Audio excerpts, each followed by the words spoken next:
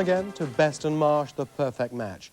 And if you're a Liverpool fan, then one of the games we have for you might well qualify for the title of the perfect match. In the last show, we dealt with Derby County and Leeds United, teams who dominated the early part of the 1970s. But there can be no doubt that Liverpool were emerging soon to become the force of the latter part of the decade, and not just at home, but in Europe too. No question, gentlemen, Anfield has produced some marvellous teams. Would you have liked to have played for Liverpool? I mean, you'd be a fool to say no. I mean, you've got to look and admire what they've achieved over the last 20-odd years, and they're still achieving it. They've had this wonderful knack of replacing great players with great players and getting away with it and doing it year after year, and also getting the best out of sometimes average players. Could an individualist really survive in the team and do... Could you have done what you did with United with a team like Liverpool? Yeah, I would hope so. I mean, they've always had, players of flair as well. They find that nice blend. You know, Kenny Dalglish, a world-class player under any circumstances, and players like that have fitted in. They've just got that blend. I don't know why. That's a good point, because what they've done is they tend to replace players and replace them with other players who may not even be the same. As an example, they one time signed Tony Hateley, who was a 6'6", great header of the ball, and they replaced him with players like Kevin Keegan, who's a smaller guy and more mobile. And those sort of changes that they've made over the years, they always seem to find the right blend even after their changes. And they've always appeared to be slow at the back in certain positions, and yet you never get behind them. And people say, well, if you turn if you have two wingers and you turn the fullbacks, you're going to get them in trouble. But you never get the ball to the fullbacks, to the wingers. Yeah. It all begins with Shankly, all this story about the boot room and the rest of it. Is the idea of a tradition so important? Yeah, I mean, that's another amazing fact, really, that even when they've changed managers, which usually makes a big difference, or can make a big difference, it hasn't. They haven't even had a hiccup. I mean, Shankly would have said in his day was impossible to replace. But they've done it, not once, twice, they've done it every time they do it. Yeah, when you look at Liverpool, you think of the Liverpool machine, which is probably the whole club. It's not just the players or the manager, it's the whole... It seems to be a machine that year after year after year, they turn out great players, great managers, and always a winning team, yeah. All right, well, this is Liverpool against Bruges. This is the UEFA Cup final, first leg we're going to watch. Well, there again, you look at some of their players, and you wouldn't really say they were world-class players, or even you've got a genius in there. But it's just, they all play, I don't know, they just... Yeah, the blend of players, I mean, you've got leaders like Tommy Smith and them, the News.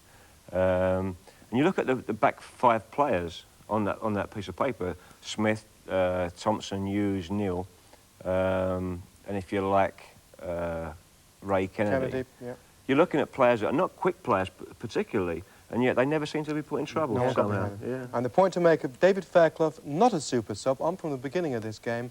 Let's have a look at it. We're at Anfield, UEFA Cup final, first leg. It's against Bruges, and it's one night in Liverpool.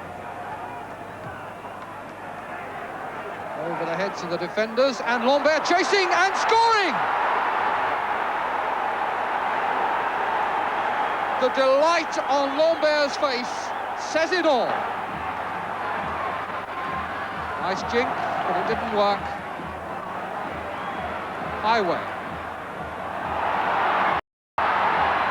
Jensen didn't make it. Turned back by Fairclough, but he was the only one who kept running. Keegan will take the free kick. Nothing approximating to a wall between him and the goal, but he's a good 30 or more yards out. We now have three men making a token of a wall. Smith steps over it. Keegan shoots! Tremendous shot and a great save by Jensen.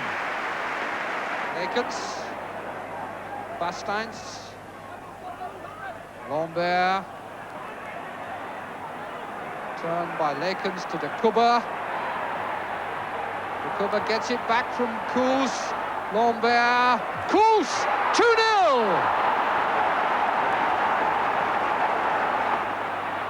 Smith, chance for him to shoot. And the goalkeeper covers it, but Kennedy comes in, and the goalkeeper again, and off the line by Lakens. 3 weeks from now in Bruges, they will need some goals to give themselves any chance at all. They'll need to take some goals with them to have any chance at all against Bruges. I recall that earlier in the competition, Bruges lost 3-0 at Ipswich, but still won 4-0 in the return. But now here is Case, and he's put it wide. It is not Liverpool's night.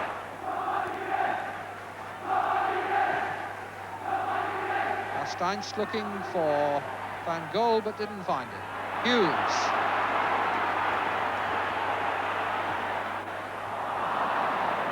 Lakens. And coming to take the 1-2. This is Lakens, the central defender, and giving it back well again to Lambert. And now Lefebvre. Trying to get the position for the right foot shot, and it's swallowed well by Clements. Hughes missing his kick. Immediately played again by Kos for Lambert. Lambert's pulled back. Kos coming in fast again.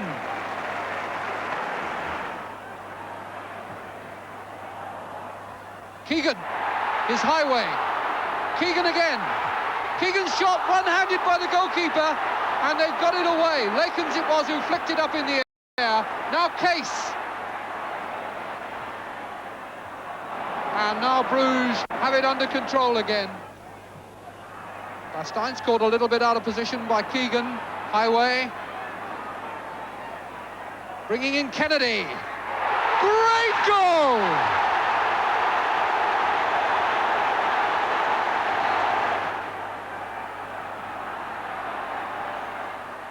Keegan turning brilliantly. Kennedy again. And Case. 2-2.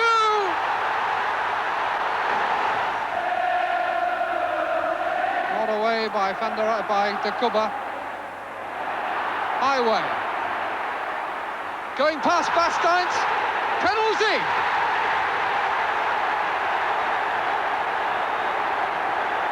I think Highway helped it, but very difficult for a referee. And the outcome anyway is that Keegan has a chance to put Liverpool in front. The goalkeeper is off his line. Mr. Biversi is saying to him, go back. And Keegan comes up now and sends it the wrong way.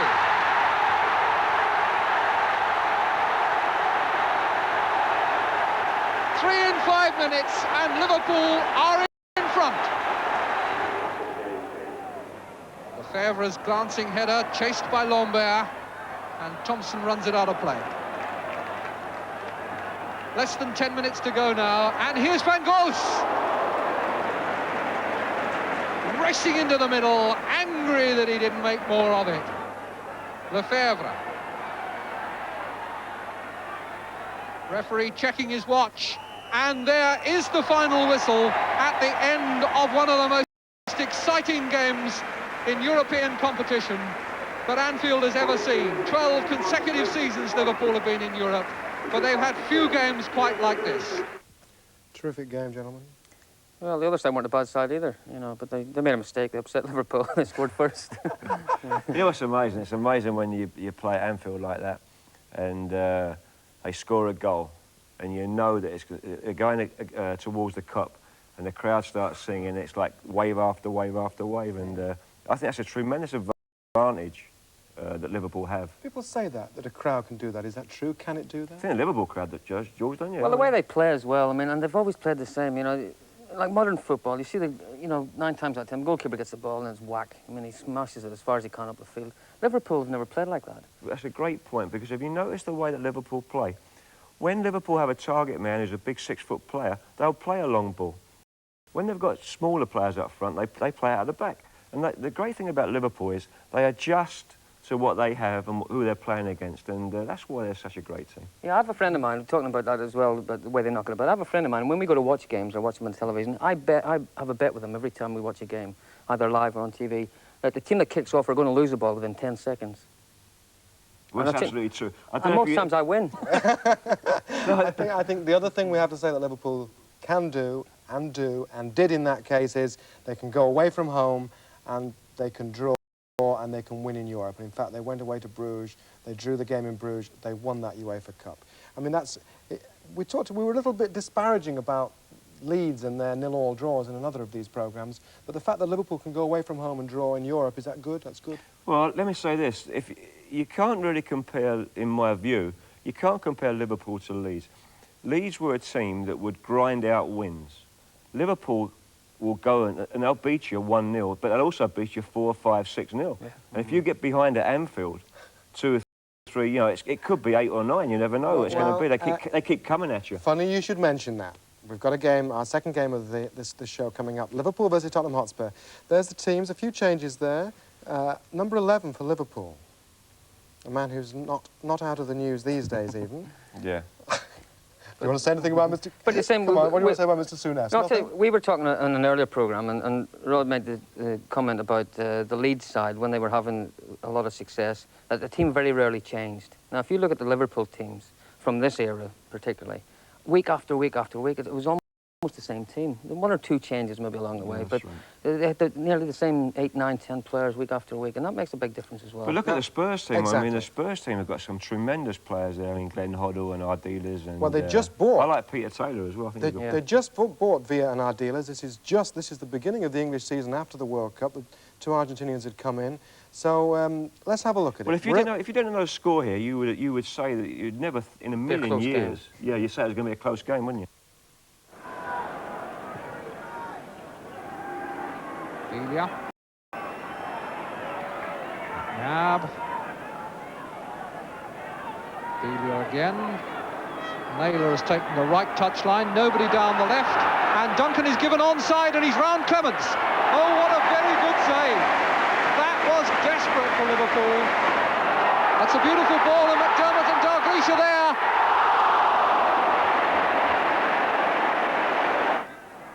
Ray Kennedy. Case. Miss hit, but it's found Dalglish and he turns and scores. Ray Kennedy, meant for McDermott. McAllister. Oh, that's a bad ball. Highway has got away from Perryman and been pulled down.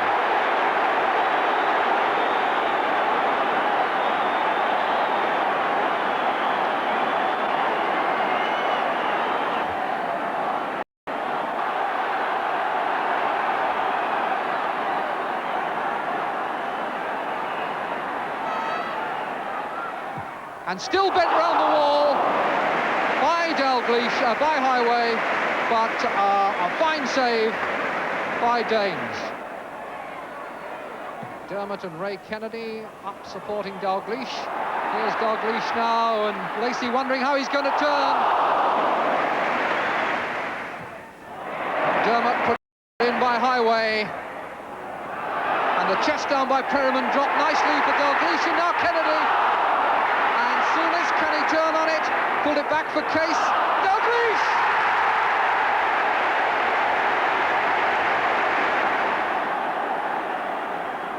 Midway through this first half, Liverpool very much on the up and up. Case. Dalglish. Case.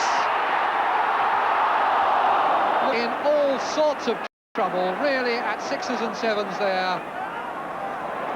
Souness.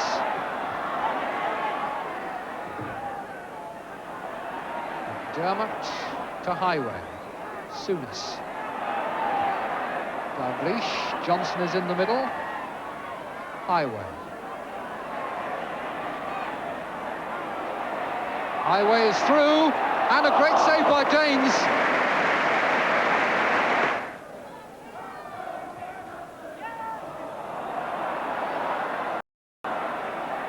McDermott.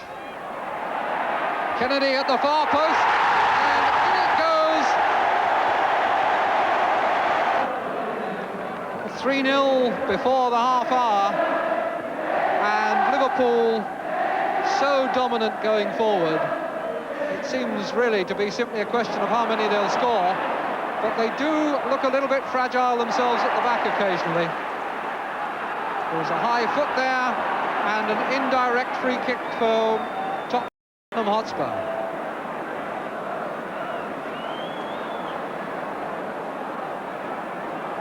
Clements is a bit worried about whether he can get a clear view of this.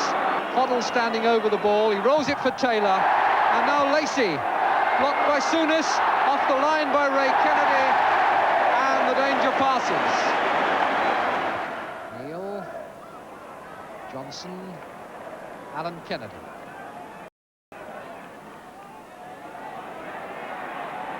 Johnson again, teasing Lacey.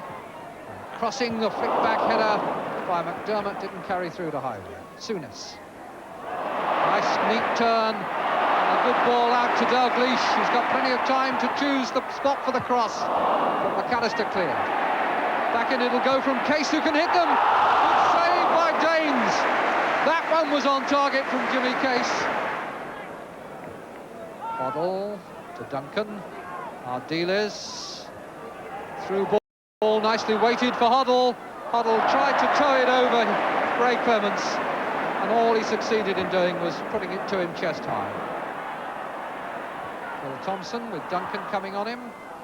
Souness trying to pull Spurs out now. Johnson turning round Lacey. Header for McDermott. Header away by McAllister. Case to Souness, to McDermott. They really are toying with Spurs now. Case deep towards Kennedy, who times the jump well. Dalglish turning, setting it up for Souness to shoot. The goalkeeper was flat-footed. There was a deflection, and for all Danes knew, it might have been deflected into the net. Dalglish with a lot of room now, and he's beaten Perryman. And can he get the hat-trick on the stroke of half-time? Sets it up for Kennedy. And it looked like number 4. Every time Liverpool go forward, it seems as though there's a goal in the making. And Case again with plenty of space.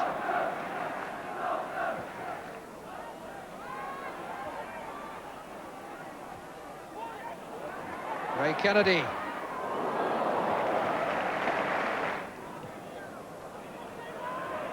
Johnson on for McDermott.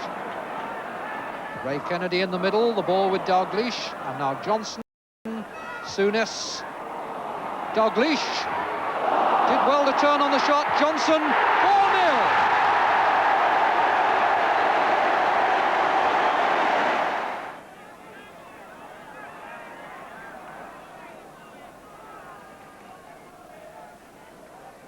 McDermott to Souness, Dalglish, Souness beautifully on his chest, and then a good shot, fisted away by Danes when it looked all over a goal.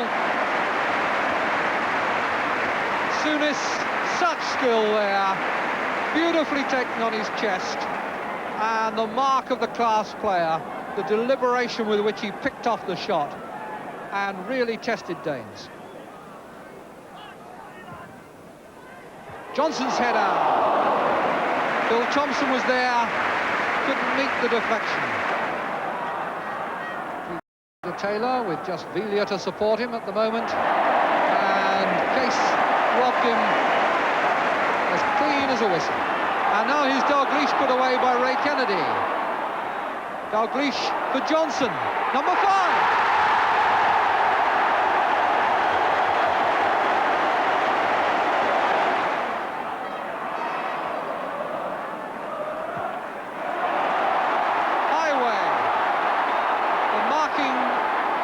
Non-existent now, and Spurs apparently completely demoralised. McNabb.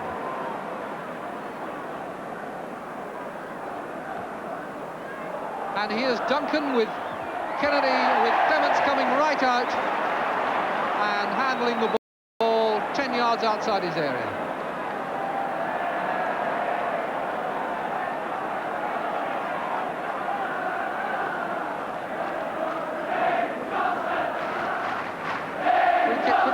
by Billy to Lacey, and Lacey just wastes it with a chip across. Taylor tries to bang it back in. Taylor gets another chance, and Clement says thank you very much.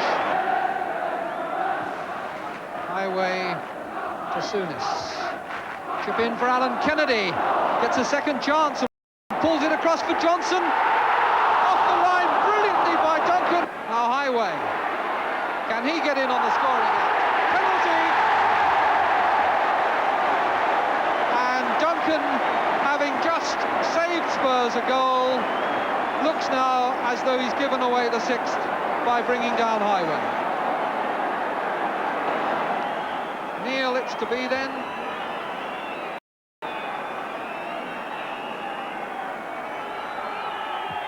And it's saved by Danes, but the referee has judged that Danes moved before the ball was struck. Knows that he must keep still. Will Neil put it in the same place again? No, he doesn't.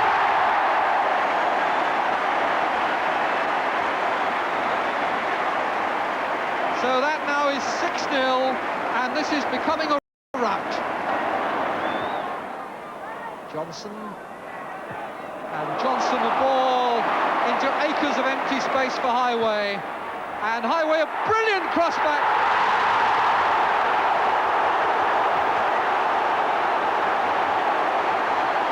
McDermott it was who finished it, and what a classic goal. Look how they're enjoying it, though.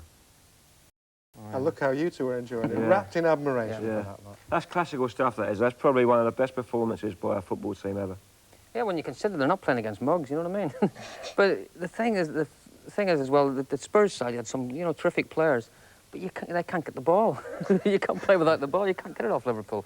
And when Liverpool play that way, when everybody's playing and getting a touch of the ball, it's magnificent. And then they isolate players like Dalglish and Highway, who can take on defenders, and it's just havoc, isn't it? Well, If we were it's so watching. simple, why doesn't everybody do it? That's a good question. I don't know. I mean, we were sitting here and we saw so many goals there, but the one where we both went, oh, was really probably the simplest. Yeah. You know, a long ball out to the left wing. He's crossed it first time and they've come in. Two simple moves and it's all over. I mean, I remember we used to talk about training, you know, and today, different training methods between those years and today. And I remember talking to one of the Liverpool lads and they said all they did was play five-a-sides all the time. And we were the same at Manchester United. We were a great side. You did your hard work before the season started, and then five-a-side, touch all with the ball all the time. I mean, they talk about all these methods where, you know, you don't see the ball until a Saturday, so you're hungry for it. I mean, that is the biggest load of rubbish you can... And people actually believe that. But when you see them play that way and they play like a five-a-side, don't they? Yeah, that's exactly the way. And when they play little 15-yard balls in spaces, they knock it long occasionally when it gets tight. They're just a brilliant team, Liverpool. I'm sure they cheat. I'm sure they play with 15 players. It's got to be one of the solutions. What is the message from Liverpool for everybody else then? I mean, is it to build up? I mean, like at Old Trafford, when Matt Busby went, they appointed McGuinness as if they were going for that Shankly, Paisley, Fagan tradition. But they gave up on that within a year, didn't they, and got rid of McGuinness and went into a whole series of things. Yeah, but I think one of the most important things is as we said, are the replacing great players with great players, or good players with good players. And they've done it. I mean, there's no sentiment, and really at Liverpool, when you've finished and you've done your stint for them, they basically say, thank you very much, you've been a tremendous servant, but that's it. And you're right, and yeah. the biggest tribute, I think, could be paid to Liverpool.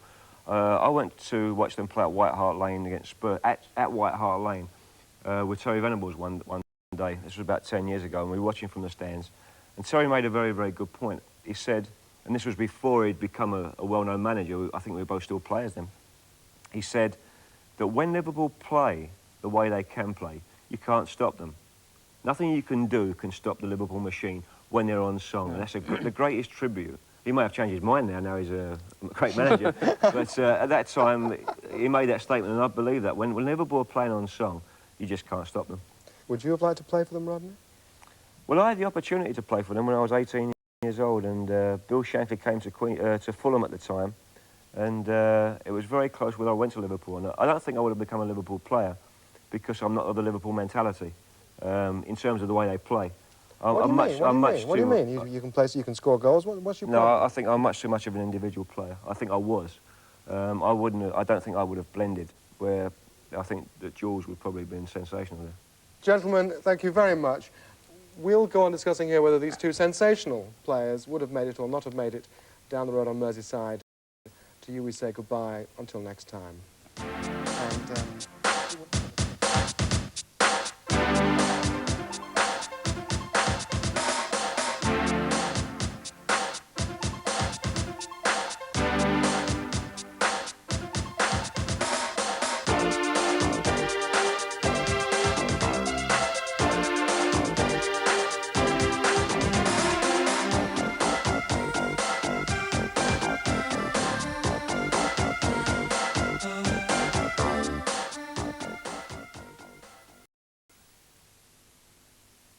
Diets.